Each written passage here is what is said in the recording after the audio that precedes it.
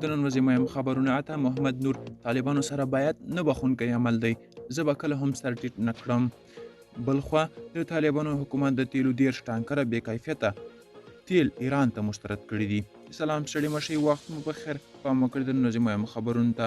دوستانو پوره حاله سره ویډیو کې ورو که چیرې مو زموږ یوټیوب چینل نوی سابسکرایب کړی نو په ډېر درنښت سره همدا اوس سابسکرایب کړئ تر څو موږ کولی شو چې خپل تازه او مهم معلومات تر تاسو ته ورسوو.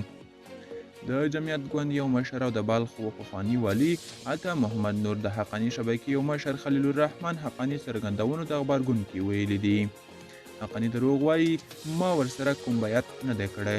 اغلی نور وایي په ټول عمر کې مې د سیاسي مبارزې لپاره یو عهد کړی او هغه هم له استاد برهان الدین رباني سره او په خپله وینا یې له خونخوارو او جاهلو طالبانو سره بیعت نه بخښونکی عمل دی.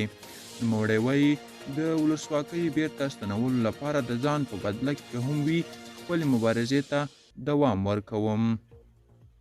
بلخوا د طالبانو د حکومت د سټنډرډ ملي اداره وایي چې لسګونه ټانکره بې کیفیته تیل یې بیرته ایران ته مسترد کړي دي. ملي تلویزیون چې طالبان یې اداره کوي پرون پر خپله ایکس پاڼه ولیکل چې په روانه اونۍ کې د نیمروز له بندره 10 ټانکره بې کیفیته تیل ایران ته ولېږل شول. د سټنډرډ ملي اداره وایي له سوداګرو غوښتي چې هیواد ته د بې کیفیته موادو له واردولو ډډه وکړي. د ادارې څو ځلې مخکې له دې هم ایران ته د بې کیفیته تیلو د لسګونه ټانکرو د بیرته لیږلو خبر ورکړی و. له ایران څخه هر کال زرګونه ټانکره نفتي مواد افغانستان ته واردېږي. دوستانو دا د نن ورځې چمتو کړی خبرونه.